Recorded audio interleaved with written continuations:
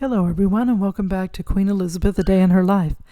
And today we're going to look at Princess Margaret and how she felt about her sister, who was the queen. So let us take a look at the two sisters who were constantly in the spotlight. Did Princess Margaret feel jealousy toward Queen Elizabeth, and how did they get along? We'll find out. So the childhood of Queen Elizabeth and Princess Margaret. There was a 4-year difference between Elizabeth and Margaret, and they had a close relationship growing up. According to People.com, they dressed alike when they were children. The Queen Mother felt like that would keep them from fighting with each other. And the parents of Queen Elizabeth felt that dressing them alike would keep them equal. Newsweek.com said, knowing Elizabeth would one day inherit the crown, Margaret was spoiled terribly by her father. A royal insider once told The Telegraph she was his pet. She was always allowed to stay up to dinner at the age of 13 and to grow up too quickly, the source said.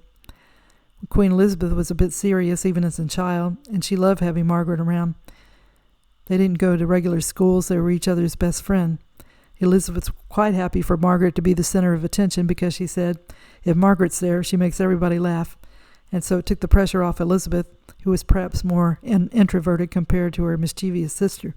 And they spent a lot of time together, and at one point they had to leave their mother and father during the war and live at Balmoral Castle in Scotland for safety. While they were there, they participated in Dig for Victory, growing fruits and vegetables. Princess Elizabeth also gave her first radio speech to encourage kids to stay hopeful during the war and being separated from their parents. Princess Elizabeth and Princess Margaret also put on plays for charity and took part in a series of Christmas pantomimes. A production of Cinderella in 1941 was followed by Sleeping Beauty and Aladdin, and the final pantomime, staged in 1944 and given the playfully quirky title Old Mother Red Riding Boots, was devised by the princesses themselves with the help of Hubert Tanner, who was the headmaster of the Royal School at Windsor. When Queen Elizabeth's father became the king after the abdication of his brother King Edward, it was decided that Queen Elizabeth be given more of an education than the regular aristocratic young lady. She was the first in line to the throne if something happened to her father, so Elizabeth started to study constitutional history and law as preparation for her future role. She received tuition from her father, as well as sessions with Henry Martin, the vice provost of Eton. She was also educated in religion by the Archbishop of Canterbury. Princess Elizabeth also learned French from a number of French and Belgian governesses. Princess Elizabeth was schooled in art and music and learned to ride horses and became a strong swimmer. She was enrolled as a Girl Guide when she was 11, later becoming a Sea Ranger, and she won the Children's Challenge Shield at the London's Bath Club when she was 13.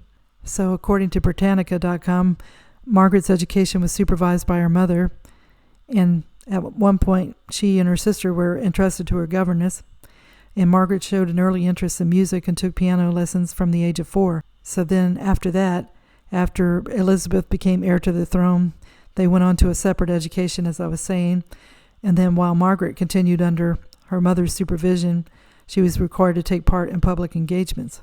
And Lady Anne Glenconner, a maid of honor at the Queen's coronation, said Princess Margaret felt she was deliberately kept at an intellectual disadvantage growing up. She, Princess Margaret, had always said, I was never educated as well as my sister in order not to be a sort of threat to her. That's what she felt, Lady Anne reveals in the BBC Prince Margaret, the Rebel Royal. A lady in waiting for Princess Margaret said that the first time I sort of thought or realized that my sister was going to be queen, I wouldn't really be part of what she was going to do. It hit her quite hard that their lives were going to be completely different. Princess Margaret was intelligent, but she didn't do anything about it. A lady at that time was to do good work, get married, and have kids. So then Elizabeth became a queen, and then the sisters started leading different lives. The queen lived in Buckingham Palace, and Princess Margaret lived in Kensington Palace. Even though they didn't reside there, Margaret would go to Buckingham Palace for family events.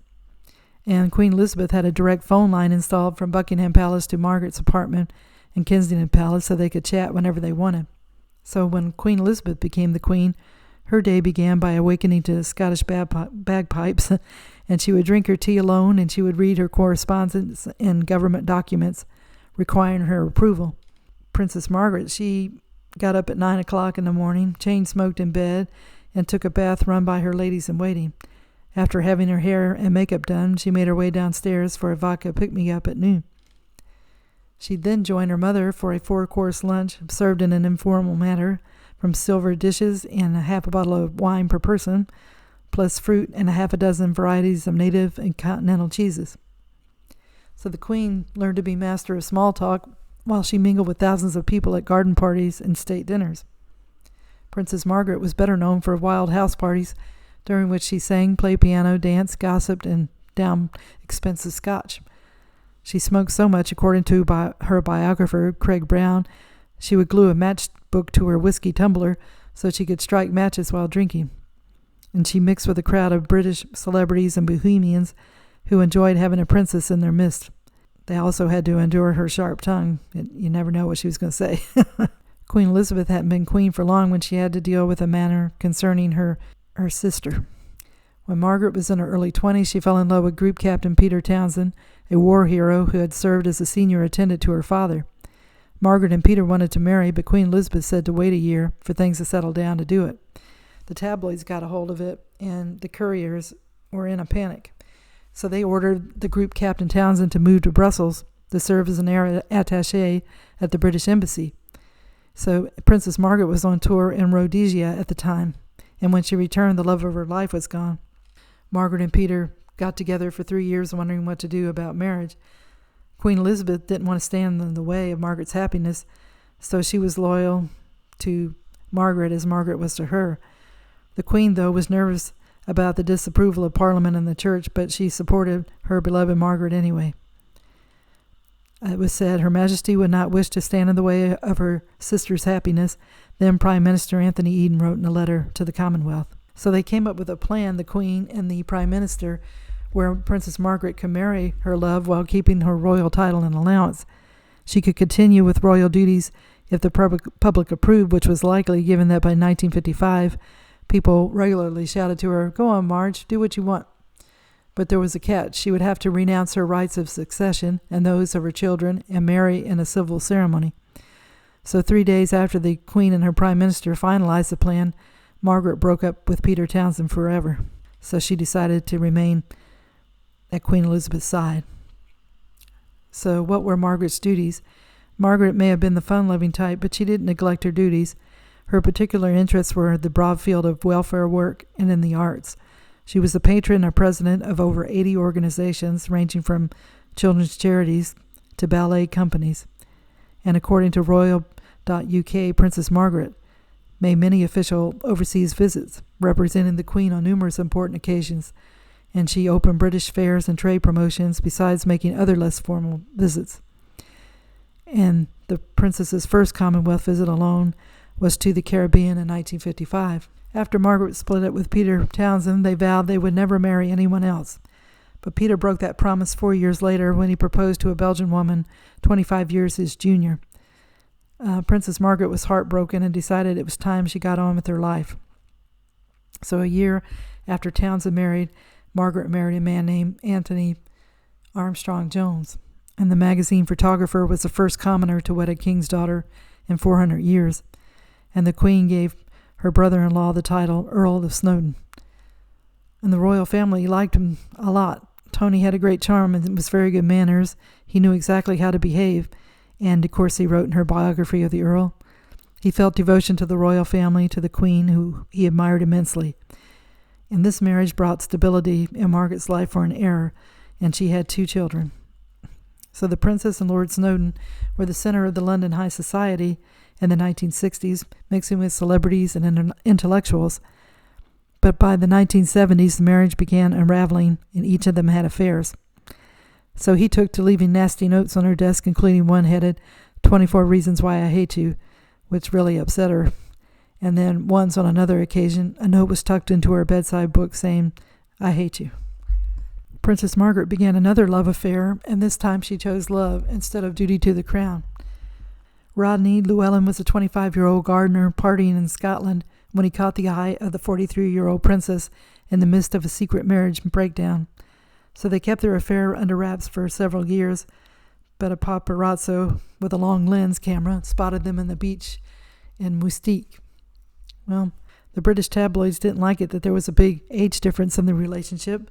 Roddy was called her boy toy, and Parliament and the Queen tried to have the relationship ended, but Margaret wouldn't give him up.